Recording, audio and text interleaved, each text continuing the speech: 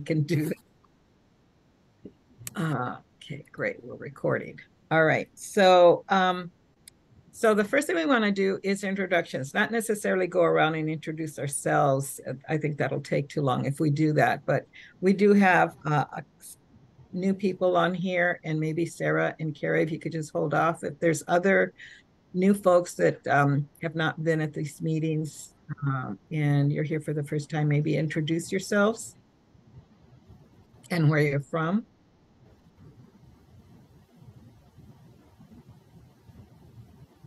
Hi, everyone. I can start. My name is Saida Rivera, and I teach at Seattle U Law School.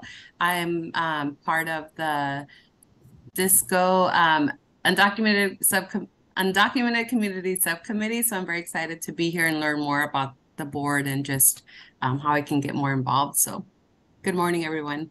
Good to see you, Mike. I was going to say hi to you, but I didn't want to make it big, but it's great to see you again. Oh my gosh, it's been years. Yeah, thanks for being here. Years. Do we have anybody else? Excuse me.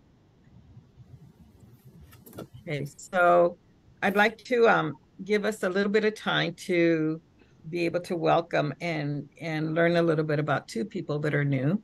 One, Carrie Bassis. Am I pronouncing that right, Carrie? It's Bassis. Bassis, okay. Pronouncing names is very important to me, pronouncing them correctly. So, and Carrie is new with Disability Rights Washington, and we wanted to give you an opportunity to be able to say a little bit about who you are and what it is that you're doing with Disability Rights Washington so that we can learn more about you and the organization. And then I'll do the same thing with Sarah in just a minute. Great, thank you. I'm Carrie Bassis, she, her, or they, them pronouns. I'm in Seattle on unceded Duwamish lands. I have been the executive director of Disability Rights Washington since August 31st, so a newbie. I moved to Seattle about 11 years ago and was here for over 7 years leading the Washington State Governor's Office of the Education Ombuds. I'm a lawyer by training and former law professor, and I left Washington State briefly and painfully to lead Disability Law Colorado, which is part of the sister network of national disability rights organizations. So Disability Rights Washington and Disability Law Colorado we're part of the National Disability Rights Network of protection and advocacy organizations. There are 57 for the states and the territories. So DRW is Washington's. And I know many of you probably know this already, but for those of you who don't, the protection and advocacy system was founded by Congress in the 1970s, coming out of Geraldo's investigation of Willowbrook and the atrocities that were happening there. So really looking at abuse and neglect of people with disabilities who were most unseen because they were institutionalized. And then over time, through different federal grants and cross-disability focus, we've picked up additional federal funding to work on mental health and voting, issues with incarceration, education, assistive technology, vocational rehabilitation, the representative payee program. So most of our funding is federal. We're about 40 people working statewide, lawyers and non-lawyers. And this work is really exciting to me. I'm a disabled person, I have a disabled daughter, and part of a multiracial family. And so I just have my own experience with disability discrimination and even, in the legal profession, and really want to make sure that our organization is doing the work where we have the most impact. We don't have a strategic plan at Disability Rights Washington. We have priorities. Mark was wonderful and here 33 years. So I'm looking forward to engaging with our community partners and others as we work on that in the spring. in the summer. We'll also be recruiting board members and advisory council members, so might spam you on the ATJ list. But we have a deep commitment from our board past disability justice principles a couple of years ago. So our work is intended to be intersectional, and we're just trying to figure out how to live into that internally and externally, because we know that like a disability rights legal-based approach is not always what is most restorative for communities and, you know, makes them feel seen, but the law is an important tool too. So I'm having all the new ED experiences at Colorado. I'd taken over from someone who had been there 41 years. So I am well aware of the adage that it takes a couple of years to just kind of settle in from a longstanding ED, and I welcome any support or commiseration along the way as I figure out my own way to do this here. But we're also hiring a legal director, so if you know of anyone, send someone good bye-bye. Thank you. Wonderful. Thank you, Carrie. We're so fortunate that you're here and that you've taken the helm of this organization. Very important work. And what an incredible background. And thank you so much for coming back to Seattle, to the Northwest to do this work. And we'll look forward to all the collaborations that are going to happen. And this is a good space for you to not only get to know people, but do just what you said. You know, you're looking for a legal director and looking for support and insight for the work that you're doing. So thank you. So want to give time for Sarah Robbins, who is the newly appointed director of the Office of Civil Legal Aid. She will, Jim Bamberger will be handing the baton to Sarah. And Sarah wants you to be able to take a few minutes to say something about yourself, share with people, similar to what Carrie did, so that folks can get to know who you are. A lot of folks here know who you are, but some folks don't. So it'll be great to hear from you. So go ahead. Great. Thanks, Esme and Carrie. Nice to put a face to a name. I'm Sarah Robbins. I use she, her pronouns. And yeah, at the beginning of January, I will be starting a new role as the director of Office of Civil Legal Aid. And thanks, Jim, for being here. I'm excited and nervous and honored and feeling all the feelings right now. I have spent my career between legal aid and other nonprofits in the human services and social services arena, really with a focus on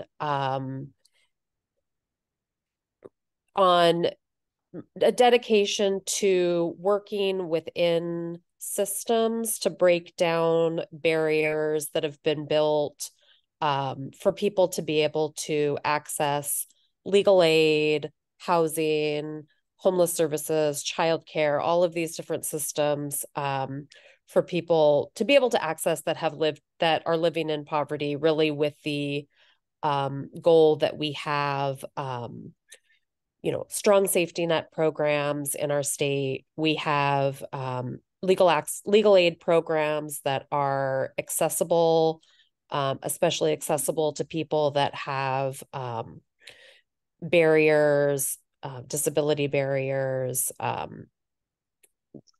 experiencing homelessness barriers, just making things as community, embedded in the community.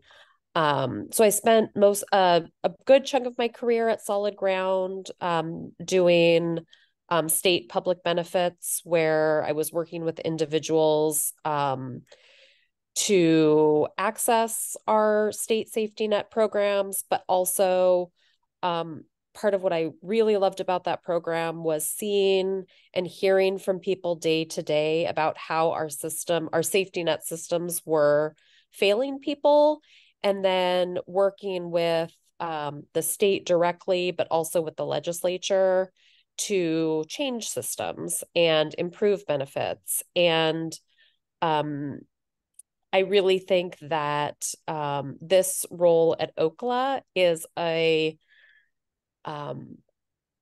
combination of all of the things on how do we ensure that our systems are focusing in the right places, we are reaching the right people, we are making things as accessible and as holistic as we can. I have not technically started yet, although to some degree it doing meetings like this and meeting with other stakeholders, it feels a little bit like I've started. And in my, when I start in January, my first primary goals are to connect with the staff, get to know the staff, hear from them on what they, how things run, what are the infrastructure needs that are, that they feel like are needed. And then, starting to meet with external partners to get the lay of the land. I mean, I have a lot of experience in the legal services realm and working with the delivery systems committee. But it's been a couple of years, so meeting with all of you and providers, and really hearing the perspective from a broad external base. I will also be starting very close to the beginning of legislative session. And so some of my, a good amount of my time will also be directed towards working on the budget requests that OCLA has, and also, meeting legislators and working through how you interact in all of these systems as a state entity, whereas my background's always been in nonprofit. So really looking forward to working with all of you, and happy to chat further, either before I start or once I start in January. Wonderful. Thank you, Sarah, and congratulations. We're really excited about this new chapter, and it's you're taking on a tremendous task, and the incredible work that's been done by Jim over so many years to build this, to build OCLA to what it is today. I mean, who would have thought back then? I don't think you thought, Jim, back then that it would be what it is today.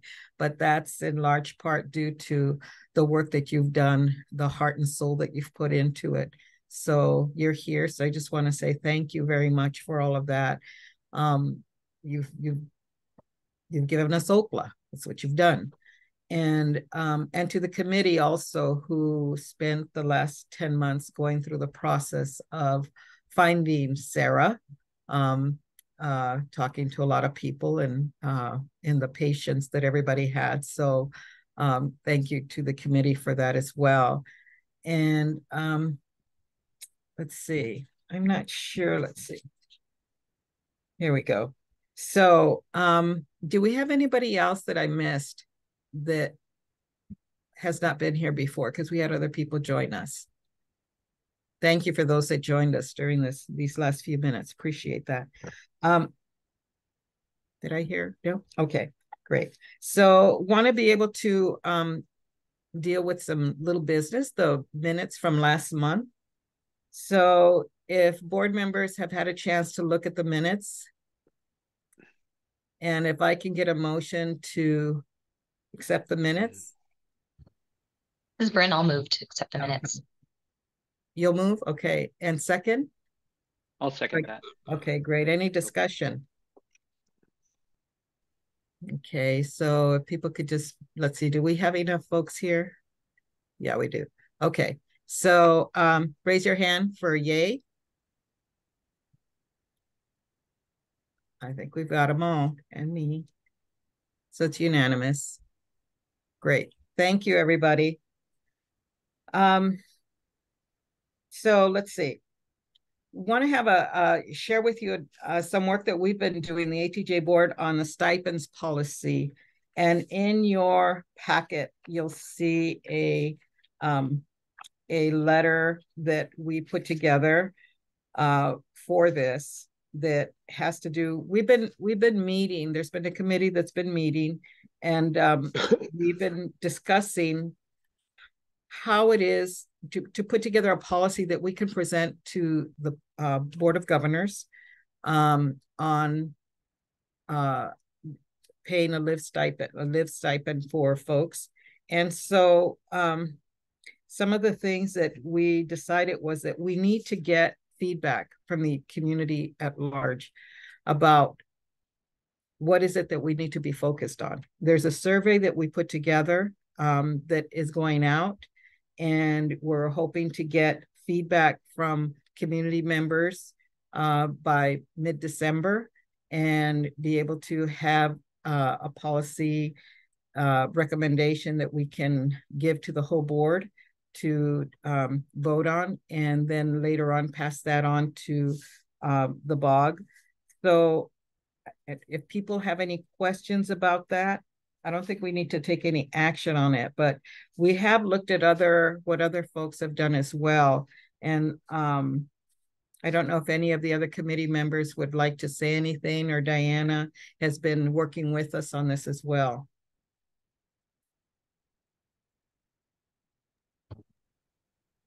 This is Bryn. I'm trying to share the survey, but the link didn't work, so apologies. I'll try to put that in the chat. Oh, I just put it in the chat. It's in there. It's in thank there. you. Thank you, Diana. Yeah. We would just really appreciate broad participation, again, because we're going to take this information, synthesize it, and use it as part of our case to try to convince the Board of Governors to pass this really needed policy. Thank you. And if there's information that anybody here has about developing a policy for lived experience, as I said, we've done some work in looking at what other folks have done. Please feel free to share that with us so that we can just do better at what we're doing, right? Takes a village. So we could use the feedback from anyone. Bryn? I just wanted to respond. I saw Michael had a question in the chat. Okay. Says we're supposed to spread the survey far and wide. What's the target audience? Really, we want it to be as broad as possible. And we don't want it to be heavy on attorneys, but really just anybody who has experience, any stakeholders who would be invested in creating this policy. So folks who have experience accessing civil legal aid services. We would like the survey to talk about, any barriers that folks are facing. So either that they've personally encountered from trying to access civil legal aid services or represent themselves, or from your perspective as a provider and what you're seeing among your clients. So we're trying to cast a really broad net. Anybody who has any information that can inform what we're telling the Board of Governors. Hope that answers the question. Thank you. Great. I'll just add a little bit to what Bryn was saying, is that yes, far and wide, whoever you can think of to do the survey. And I just wanted to note that the work group, Bryn, SB, Vanna, and Jeremiah, did go through a process of power mapping of who they wanted to make sure to center as they're working on this policy, and wanting to get a broad input, but also really wanting to make sure that we're getting input from people who have lived experience of marginalization to inform what the policy is. And then I just wanted to note, because I'm not sure if it's clear from the letter, and I'll also send this to the ATJ community listserv, because I'm trying to roll all the invitations out, but that this policy that the board would be proposing to the bar would be applicable to any bar entity. So it wouldn't be beyond the bar association, but any volunteer who's working with the bar association. So that's sort of the scope of the policy, just in case people are wondering. And, with any survey, oftentimes, when we receive surveys, we intend to fill them out and time gets the best of us, or we get, it's something else comes up. So the reason we're doing this and bringing it up here is because you always need help with more people filling out a survey, simply because we want to be able to get as broad feedback as we can. So Michael, the organizations that are part of or that you work with is really important, but also the people that they work with is really important. So if a civil legal aid nonprofit can tap some of their clients, that would be great. If there's other nonprofits that we have nonprofits here and you have clients. So if you can tap some of the clients who might be willing to fill out a survey, that would be wonderful. So we really need help with this so that we get as much feedback as we can to help us as we're putting this together. We really appreciate it. And if you have any questions about it after this, just feel free to reach out. And any other questions? Any other discussion on this? I just want to just make one comment. When we met with the Supreme Court, they also, Chief Justice Gonzalez also mentioned that that was also going to be included in their the budget proviso. So I think it was really exciting to hear that the Supreme Court is also looking at stipends as part of something as a practice for them. So it's good that we're really kind of really thinking about the design, and also thinking about, like, when we design a policy, is like really how is part of a much bigger picture of like building in inclusivity, right? Is bringing people with lived experience and really valuing their input and bringing them to, and their voice at the same time. So I think it's really a great policy, and thank you, Bryn, Diana, and Jeremiah, for really working on this, because I think this is really something that's really going to set the stage for us to how to move forward together. Yes, thank you. Thank you, everybody. Okay, so we're going to move on. And the next item on here is the licensing task force recommendations. And recently at DISCO, there was a great presentation that was done by the task force. And I don't know, there's people here that were part of that meeting. And in the packet, we do have a link to the task force, and on there is the charter that lists what the charge and deliverables are, and what the task force was charged to do, basically. And in the meeting, and there are people that were at the meeting here, and excuse me, I'm just moving around. I've got to get a second screen. Excuse me, it's difficult to move around these screens. So in the meeting with the task force, there were some recommendations that there were, I think, 3 different recommendations, might have been 4. I don't know if my notes are complete. But, one of them was to keep the bar exam, develop grad apprenticeship programs, keep the APR6, and have law school experiential pathways in law school for students. And there were some concerns about that in terms of, the financial burden falling on the law schools for that, because it's very expensive to do that. But overall, it seemed that there was a sense of that it's a path in the right direction. We're going in the right direction. And so we wanted to have some discussion about this and have the board take action on this. But before we do that, we want to have some discussion. So some of the board members may have been at that DISCO meeting, and I know there are others that were at that DISCO meeting with the task force. So it would be helpful to have some conversation about this before we have any action on it. So I'll open it up for that.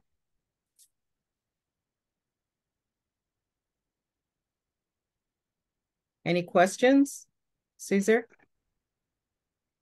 Or are you going to say something? I No, think Michael has his I think hand. Mike.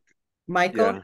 Yeah. Oh, Yeah, Mark. hi. My screen keeps moving around, so I apologize if I don't catch you right away. You're down here in this corner, and then you're up there. So, Yeah, no problem. go So ahead. I'm not a board member, but I and the rest of the pro bono council are pretty passionate about a lot of these changes and very much in favor. So we highly recommend that the board take some action. I'm going to paste into the chat a super tiny summary of Great, the thank you. changes. This is the summary I've given to the pro bono council. So you can see I guess the formatting didn't quite keep, but in case you didn't have time to read through all the recommendations, the increase in pathways that are not taking the bar exam is great, we think. Not only is there kind of a field work way where you can work doing field work or the experiential pathway through law school, but I think there's a lot of intent to bolster, standardize the Rule 6 apprenticeship model, which I think as legal aid organizations sparks off all sorts of ideas in our head. There's hundreds, thousands of people that we work with every day that we could start really getting licensed to practice and really making a difference in their own communities. So that's hopefully that little summary is readable. It didn't come out formatted very well, but we would definitely recommend the board take some action and push this along. Thanks. Great, thank you, Michael. Anybody else? SP, since you did call me by, I know that a couple of the directors and I have been speaking about possibly writing a joint letter in support of all the recommendations. Obviously, this is a huge deal, and as I understand it, recently the Office of Public Defense has also communicated with the Supreme Court because for all intents and purposes, we're kind of at a standstill when it comes to being able to have lawyers in place. Certainly in Eastern Washington, we're suffering from that terribly. And for what it's worth, the pandemic, it's highlighted so many inequities and shown that all of these barriers are, unnecessary, and we've long known that the exam has nothing to do with practicing law and so on. So I expect we'll be doing that in the near future. Yeah, that's come up quite often, hasn't it? It is a crisis, and none of us are going to get away from it. We're going to have to deal with it. Any other comments? Thank you, Cesar. And thank you, Michael. Any other comments? How about the board? Anything from the board?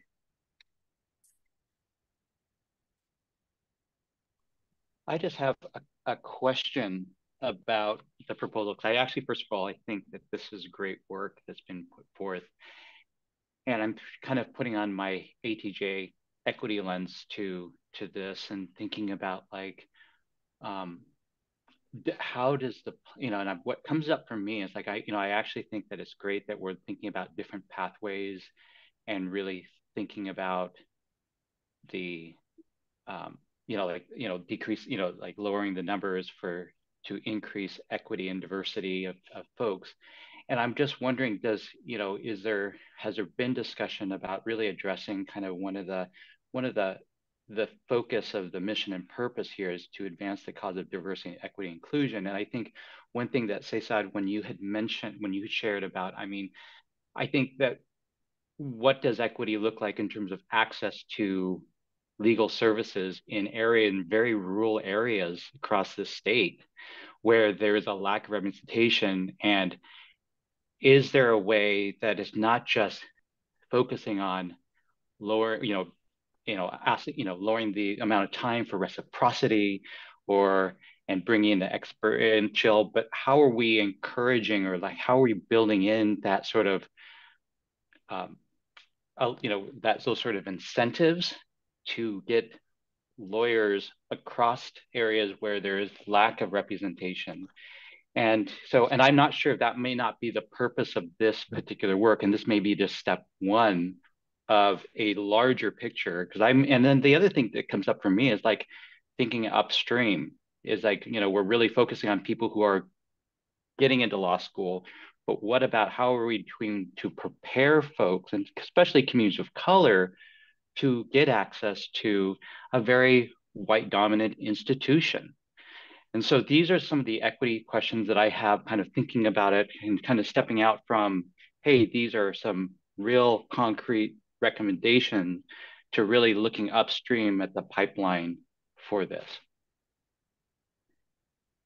And I don't know if this was part of it. And I, like I said, I did listen to some of the conversations on the hour and 45-minute video on the Bar Association site. But I'm just thinking really like, is this really achieving what we are hoping to achieve?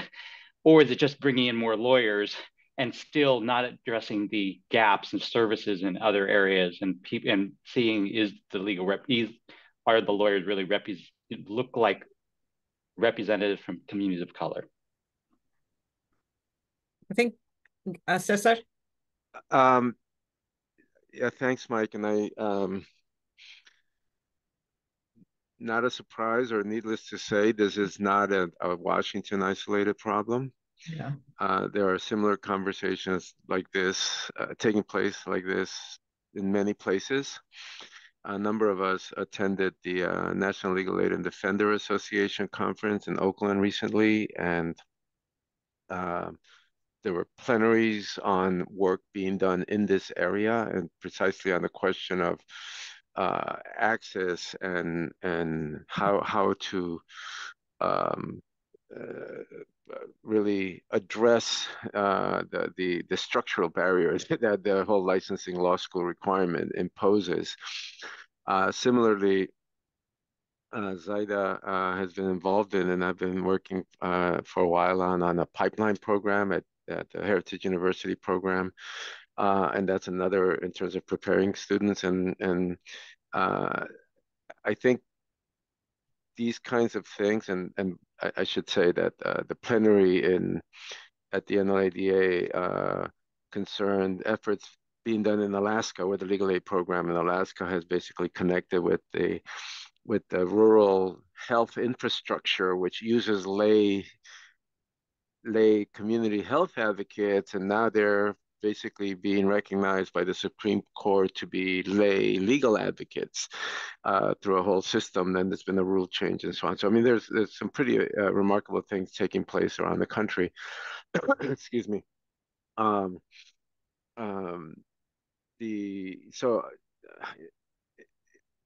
I guess my basic reaction to your comment is that it's a huge problem and there are all kinds of things being tried.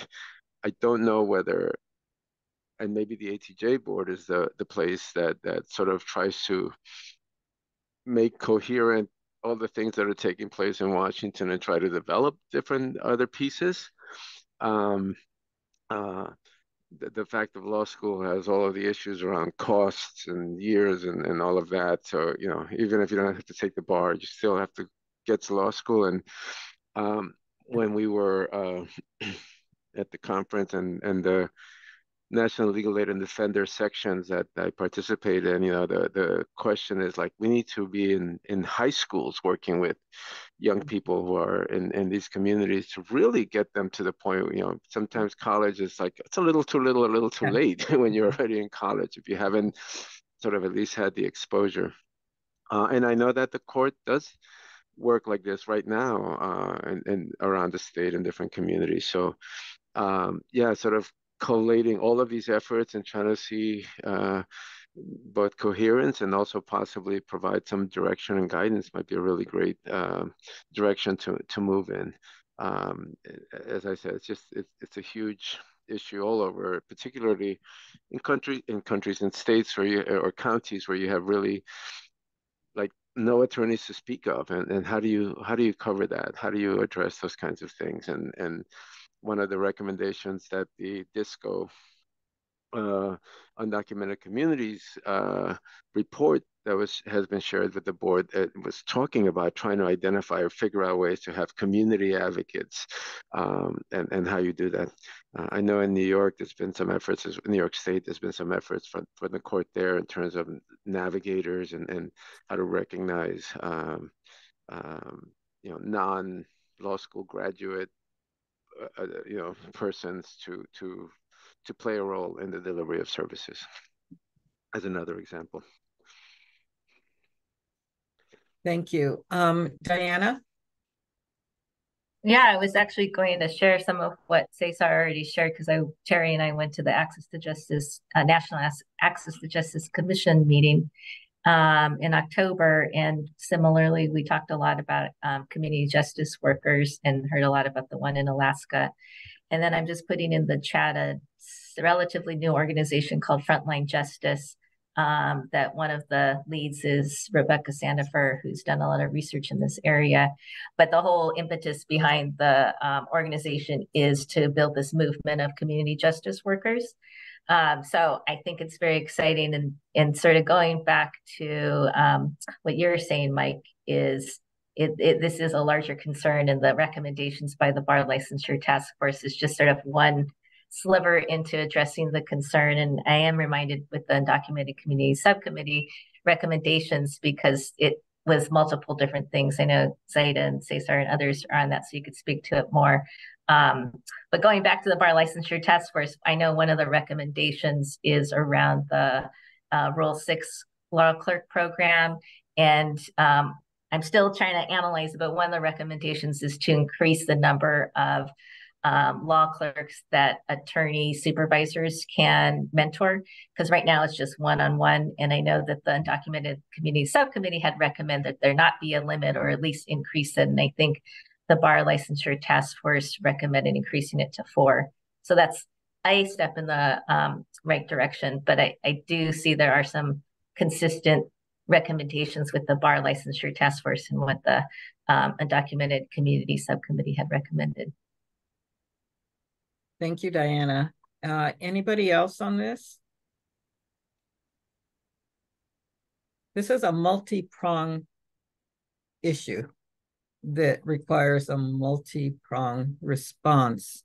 And the task force, the work that they've done does not resolve all of it. It's a small sliver of focusing on a particular area to kind of help move us forward a little bit. And so everything that everybody has said are still things that we need to be focusing on, and they're challenges, because how do you do that when you're working on 4 other crises situations in regards to providing access to justice, right? So I think it's a step in the right direction, and I think it would be important for us as a board to take some action. And what we can do is put together a letter that states that we support any effort that brings access to justice, that addresses some of the issues that we've been talking about here, and that this task force has done the work of moving us closer to resolving some of those issues. Because there's also the issue of where's all the money going to come from to do everything that the task force is saying needs to be done, right? So a step at a time, and this is a step that we can take. And so I'm not sure if we need to actually take a vote. Do we need to take a vote, Diana, on this for the board? Well, I think so, yes. Okay, Mike, you have something to say? Yeah, and then I was also I had a couple of follow-up questions. Sure. And the other question is, with these recommendations, did the task force look at who was benefited and who would be burdened in each of these, and what would those demographics look like who really participated in these sort of, Rule 6, APR 6 clerkship? And what were some of their experiences, or some of their barriers to, completing the program for ones who may not have been successful in completing the program versus ones who were able to successfully complete programs? Was any of that sort of gathered, like demographics and around that? I'm sure that the bar probably gathers demographics on people who took the bar and probably see what the pass rates were and scores of that nature. But I'm just wondering, just in terms of these other proposals. So I actually think that these proposals are really good. And then the third thing is that when we're looking at the other third question, it would be around, is that something that when we talk about admissions, and I think in the report it talked a little bit about like different types of, mediation and, certain types of programs are, is there a requirement around like a diversity equity requirement in some of the coursework? And I don't know if that is something that was even, considered to look at the actual curriculum in the law schools or in the clerkship programs to really think about like who you serve, like who we serve, and how we serve may be different depending on the communities. And this might be really outside the scope of this task force, but these were some of the questions when I think about some of these proposals. That's my last question. Yeah. Well, Mike, I think you're bringing up questions and issues that I've heard repeated many times in terms of what we see as barriers, and what is it that's being done to first recognize those barriers, and how can we overcome those barriers? I don't see this task force as the place where all of that was answered, and I don't know how deep down they dug. However, given the presentation that was done at DISCO, it was clear that the focus was diversity and inclusion and equity, that was a primary kind of force that was moving this task force forward, along with, all the issues, all the different, technical issues around how to become a lawyer in this state. So, and again, this is one step forward. It's not going to answer all those questions. It's not going to resolve all those issues. But what it does is it gets us down the road to, I think, whenever something like this happens, it gets us down the road to be able to address more openly the issues that we know are stopping communities from having actual access to justice. Because as I want to recognize that, the statement that Cesar made about high school, and now there's something here about middle school, and I've had mentioned before that we need to start with young students. Yeah. And I agree, Cesar, by the time you're talking college, it's too late. The kids didn't make it to college, so not in there. Just look at the college rolls. And so, we all are familiar with the challenges that are faced to be able to have a diverse group of lawyers anywhere.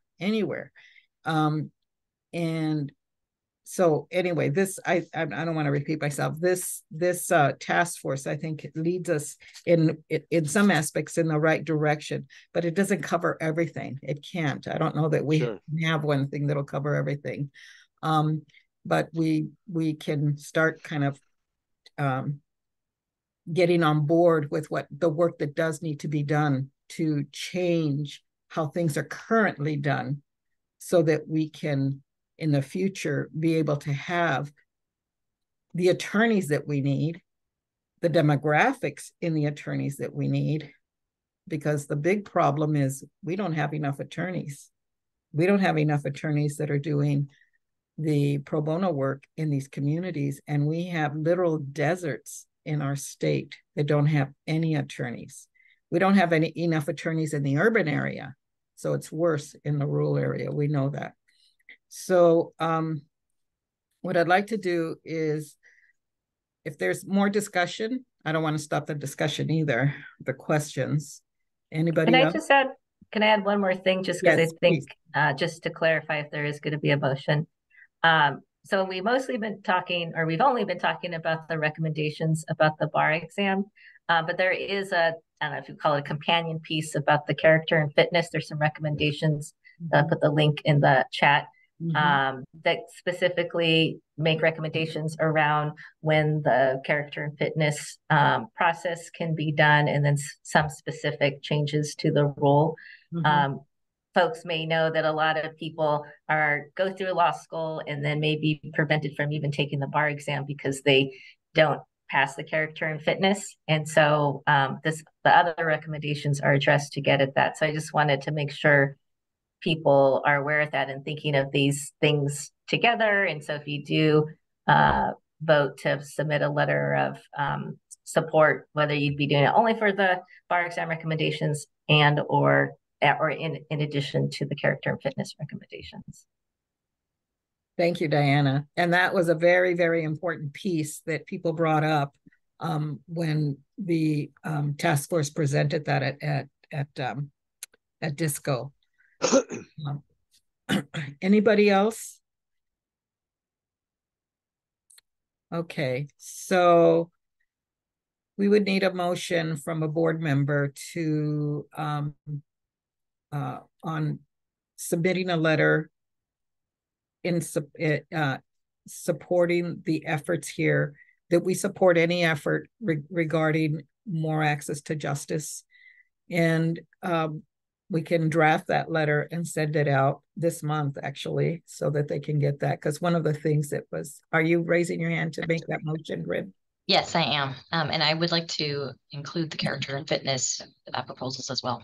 Thank you. Great, wonderful. Do I have a second?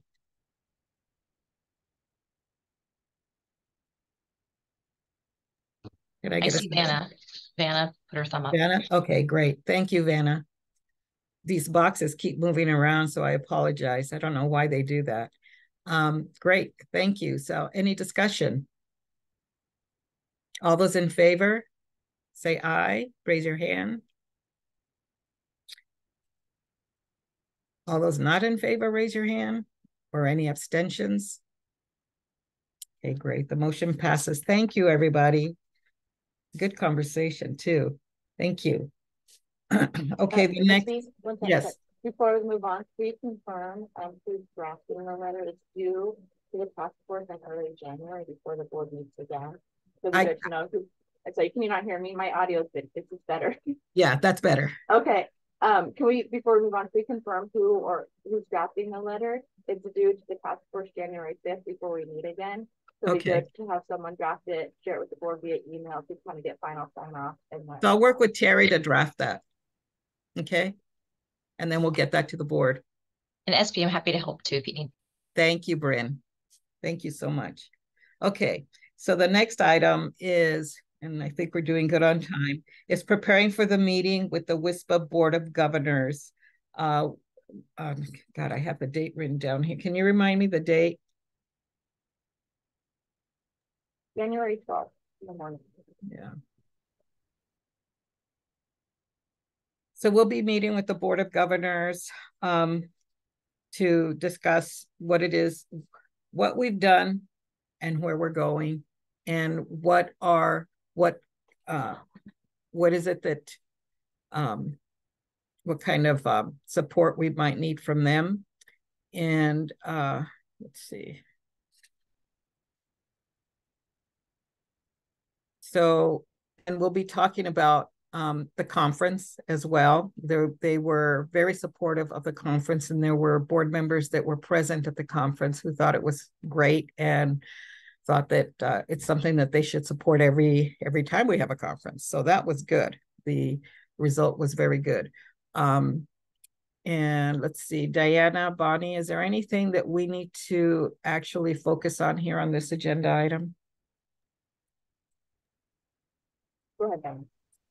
Okay. I think because the board's not going to meet again until after the meeting with the Washington State Bar Association's Board of Governors, we wanted to give everybody an opportunity to weigh in on what are the priorities that you want to make sure to address, or the issues that you want to address or present to the BOG in January.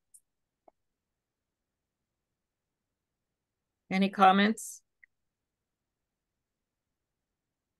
And I guess for that matter, I was just going to say for the ATJ board members to obviously share their thoughts, but if other folks here at the meeting, if there are things that you would hope that the ATJ board may use that space to influence or to talk with the Board of Governors, I think it's also helpful to get your input as well. Sorry, when is that BOG meeting? January 12th. I may send you an email from PBC. Great. Okay. Anybody else?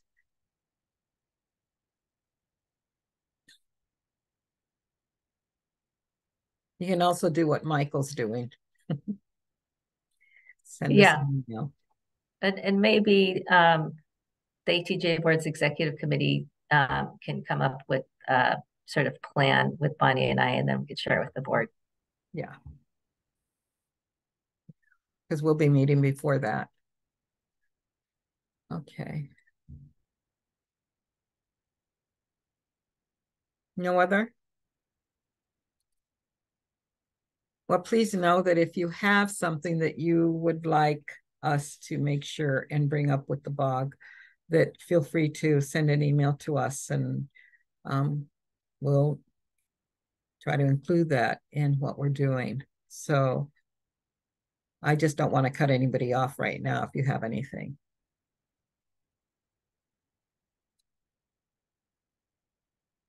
Okay. All right, not hearing anything. I think we're good. We'll look forward to getting your feedback, Michael, and anybody else who decides to send us via email. That would be very helpful. And the board will have a little bit of time to be able to put some thoughts together, unless there are board members here that are not on the executive committee that would like to chime in.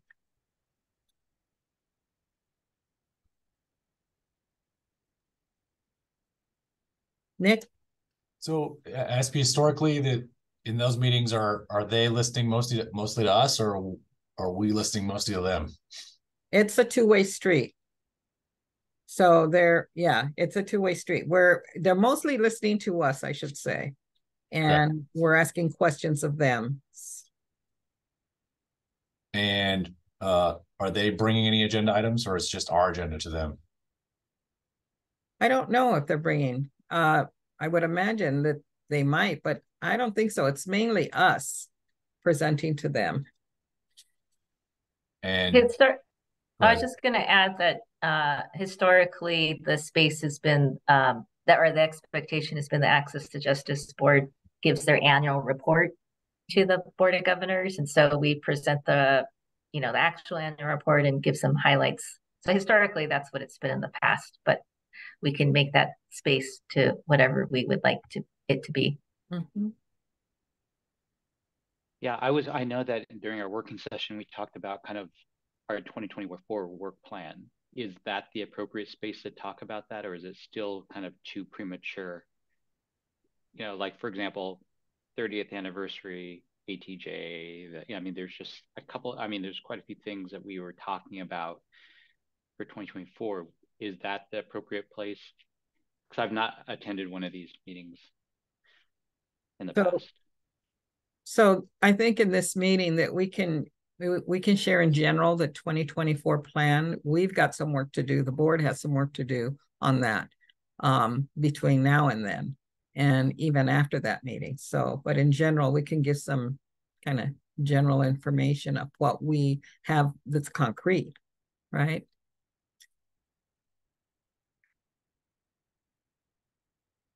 Anybody else? I was just going to add one quick thing because I know we need to move to the Hallmarks agenda item. But I was just going to say that I often think of the ATJ board as, you're not perfect, but you're often a role model for how you engage in your work and what you're trying to accomplish. And I think it's helpful for the Board of Governors to see particularly your work in trying to center the community. And, whether it's giving more information about the Hallmarks project or what you did through CAP or the ATJ conference. And I think it's really important, one, so that the board the Board of Governors knows what you're doing and can continue to support you both in staffing and in funding. And then also to serve as a encouragement that the Board of Governors themselves should consider what they're doing to center the community as well. So it could be a both, this is what we're doing, please continue to support us and give us money, and you should consider doing this yourself. Thank you, Diana. Okay, so we're going to move on. Michael, you're on board to talk about the Hallmarks review. Yeah, thank you, everyone. If you take a look at, I think it's page 6 of your kind of materials or agenda, we have a document here that's the proposed Hallmarks. It's 2 pages long. I'm going to give just a little tiny bit of background on them, kind of what they are, why they're important, why we thought it was important to redo them. And then I'm going to hand it to Jenny Pratt, who's here. We were lucky enough to have Jenny Pratt available and willing to do a huge process of collecting client and impacted client input to put these Hallmarks together. So the Hallmarks are a document that started back in 2014, I think, and basically it's what we aspire to have the justice system look like, or at least the civil justice system look like, where we want to put our efforts in legal aid, what we want things to look like. Last year, actually almost 2 years ago now, we were thinking about what would be next as far as the state plan, and we landed on revisiting the Hallmarks as one of our foundational documents because, well, first of all, a lot has happened since 2014. One of the things that happened since 2014 is we decided maybe the people affected by our services and the injustices in the justice system should have a say in what this foundational document should look like, what our goals should look like. So we engaged Jenny Pratt. The Delivery Systems Committee got Jenny Pratt on board to solicit just a ton of input from all over the state. And she and her team worked to put together this new version of updated Hallmarks that we have presented for you here today. This came up through the Delivery Systems Committee, and we approved it and sent it up to you, our ATJ board, to hopefully carry forward. And so with that, just a little bit of background, I'll turn it over to Jenny to talk about the process a little bit. So Jenny, why don't you take it away?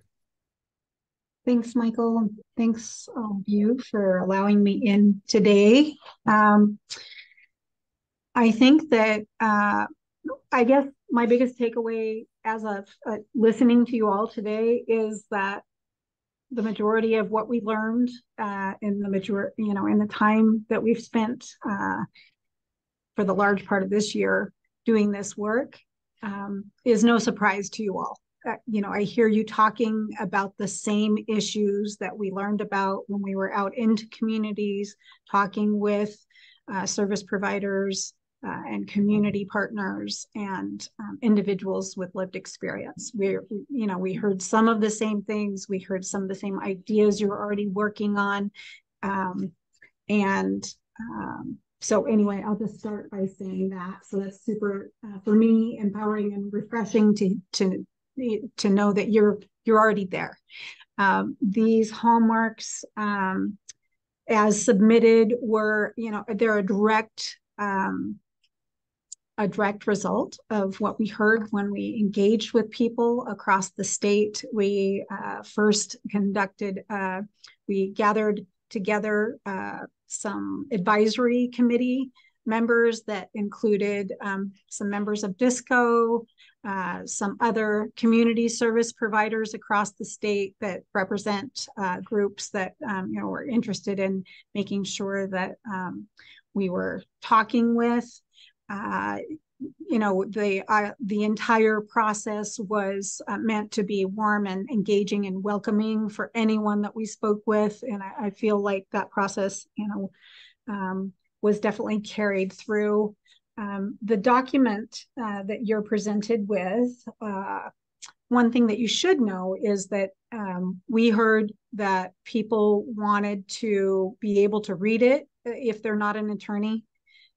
So other service providers and those who may engage with accessing services.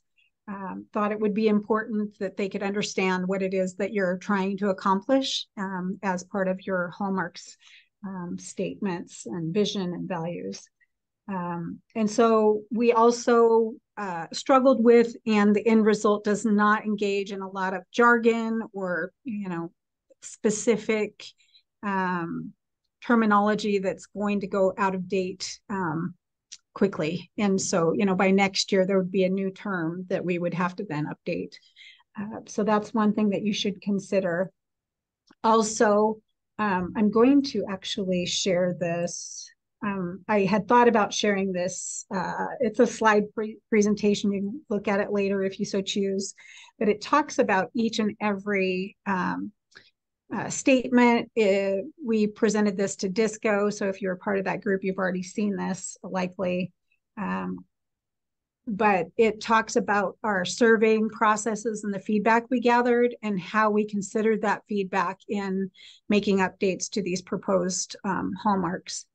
So there's the vision, and then there are 14 value statements, and we did condense it a little bit down to 14, and they're listed in the order of importance according to the people that engaged with us. And so that's kind of an important consideration as they come, from DISCO for your consideration.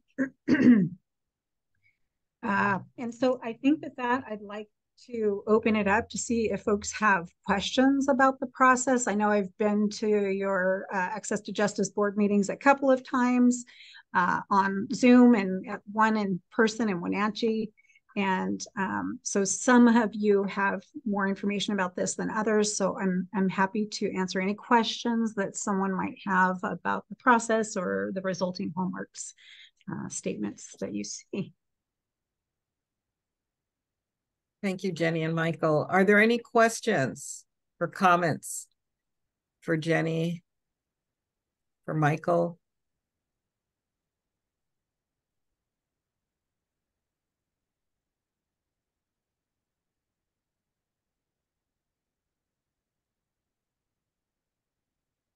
Well, I would just like to add that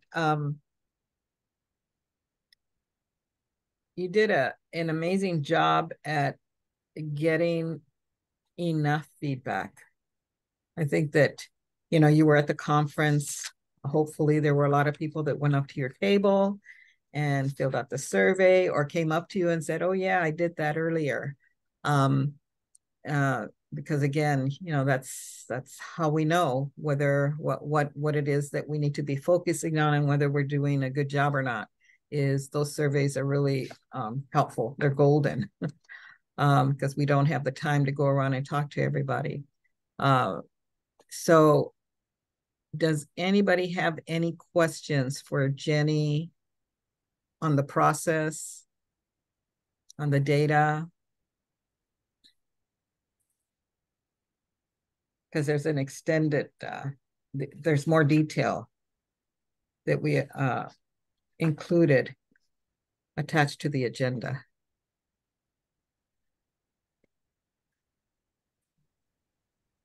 I just have a comment. This is really a fantastic document. When I was actually looking through this, I mean, a lot of what you wrote, and actually, Jenny, I agree, it is very accessible in terms of reading level. And so I really appreciate that it was really thinking in mind who your audience is, and really the audience is not lawyers, but it's the community. And so I really do enjoy, and I also like when you say first person, because it brings people on. So it's very inclusive language. I actually think that the hallmarks is really kind of what leads our work in ATJ. And so I think it's kind of like our like, how do we, this is like our hallmarks for vision. And so what does this look like when we develop a strategic plan and project, and thinking just kind of down the road, like how do we actually make sure that we're holding ourselves to this? And when we're really thinking about this in all of our activities and decision making, and are we really, and these can be a lot more like what I would describe as framed into questions. Like, are we thinking about these different elements, and are we really being true to these hallmarks and values? So I'm actually, yeah, so I actually think this is a great starting point. You know, when I was thinking about kind of, you know, the role of, you know, I've kind of on the board, I've always been thinking about like, what is our mission, vision, values? But a lot of what you put out here is really that, you know, some of those statements that could probably be maybe even further kind of narrow, you know, like I think you probably took a lot of information and narrowed it down to 14. I think that's what you said. But I think it's like, how do we actually even think about these in a way that we think about this in every aspect of our work and our strategic plan? Like, what is our, you know, how can we tie this into our strategic plan moving forward as a board? So I don't really have any questions, but I just think it's really a great document. Thank you. Thank you, Michael. Anybody else? I mean, we could take this document and work with it all year long. I mean, you think of an organization or an institution and just take each one of these hallmark statements and ask ourselves the questions: how are we doing this? And what do we need to do differently in order to accomplish this? What resources are needed to actually, you know, address language justice for our organization or the institution that I'm a part of? So they're guides, plus we have the state plan that the civil legal aid study and the state plan that are still in the horizon. And so these hallmarks are guides, you know, for the roadmap on what it is that we're focused on. What are we trying to achieve? What are we trying to do? So really important document. Anybody else? Comments or questions? Yeah, this is Jonas. Hi, Giannis. And Giannis, so I'm so glad to see you here. Giannis is part of a community advisory panel. Thank you. Yeah, definitely. I love the document. Really clarifies a lot of things. Just one thing, I haven't scanned through all of it, but is there a measurement component to it to try to see whether we're succeeding in this different sections of the mission? I think that's a great question. And it kind of segues into a couple of things that I wanted to follow up with at the end of the question period. And that would be, many of you may have heard me say this before, that when I first read about the project, my first question to Michael was, how do you hold people accountable for this? What is the system for holding organizations who are delivering services accountable for these hallmarks? Because I have been part of an organization that had a system for those, accountabilities. And so the answer is somewhat vague at this point. I know that funders are using a lot of the state plan, which directly relates now to the hallmarks.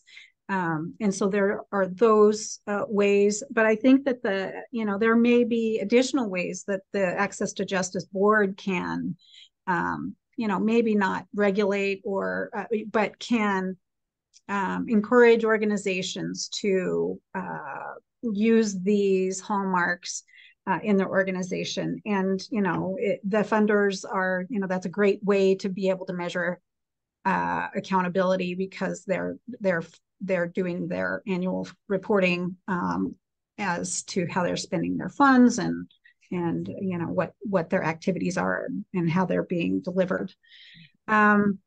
Also, when it comes to the state plan, and this is what Mike was talking a little about, it became apparent to me today while listening to you all that when you get ready to move forward with the state plan, and I will make a note in the final document, Michael, about this, but I think that it would be really important to gather individuals from your task force and committees that are doing some of this great work, because it does parallel, your state plan, and it should directly reflect where your updates or new strategic plan would go in the future.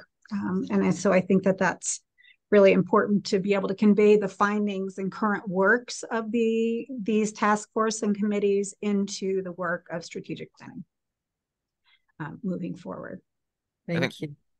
One thing to also mention, we do include in the meaningful relationships hallmark that a meaningful relationship does kind of hinge on accountability. So I think it's incumbent on the board to make a point of maybe checking in every year, a couple years, and seeing how we're doing on these hallmarks.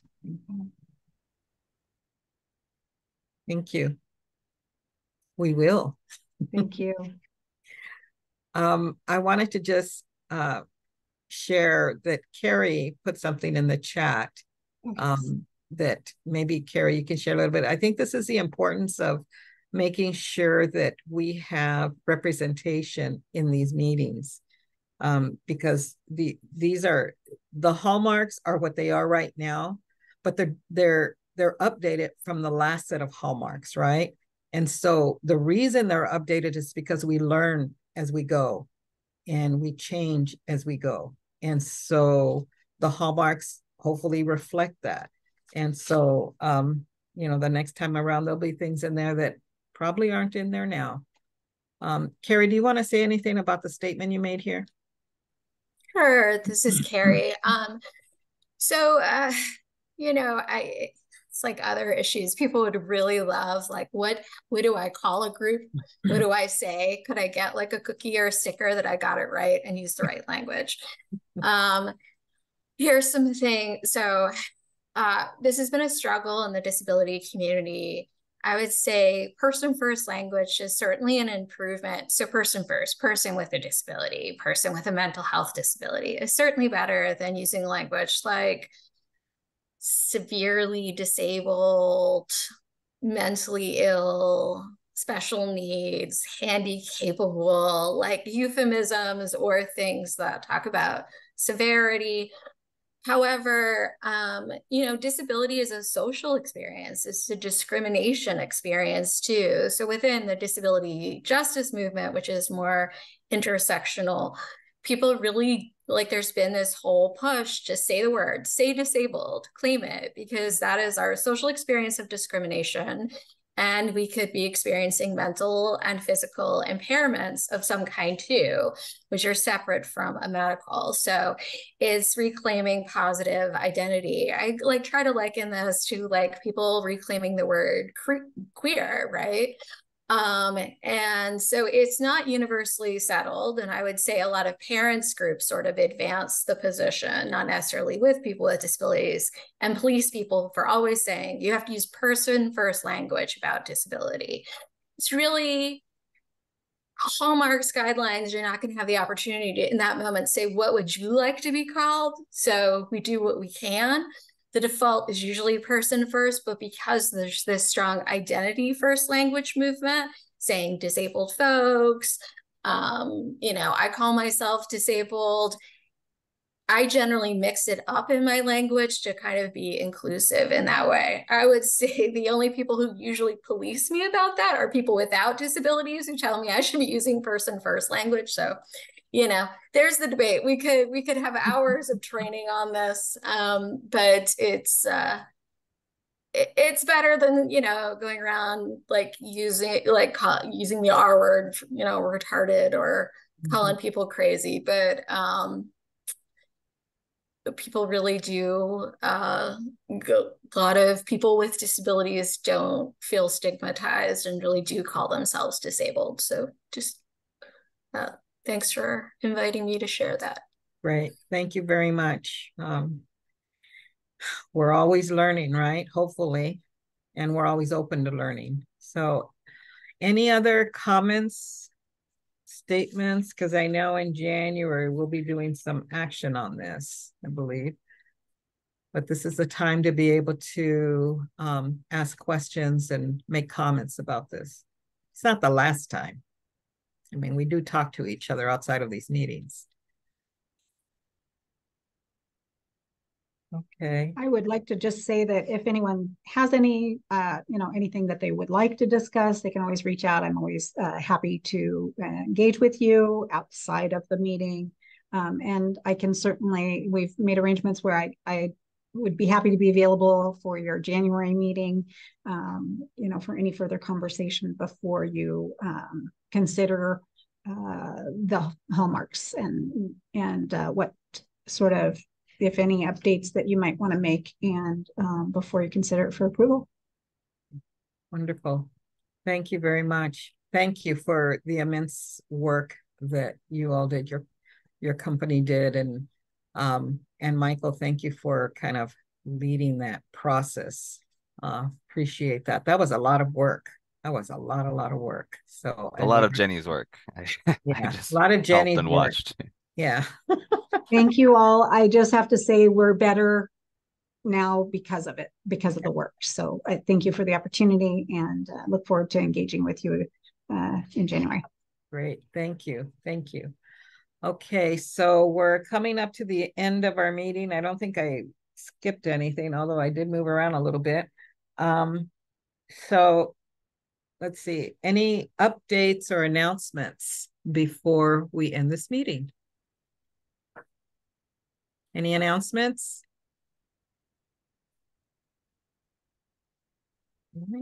Well, this is the last meeting. Oh, there's a couple hands. Yes, I see. I'm sorry. My screen, I don't know. Is there a way to make it stay still? Okay. Abby and then Lily. Thanks so much. It moves when we raise our hands, just as a tip. So you'll see that. Thank you.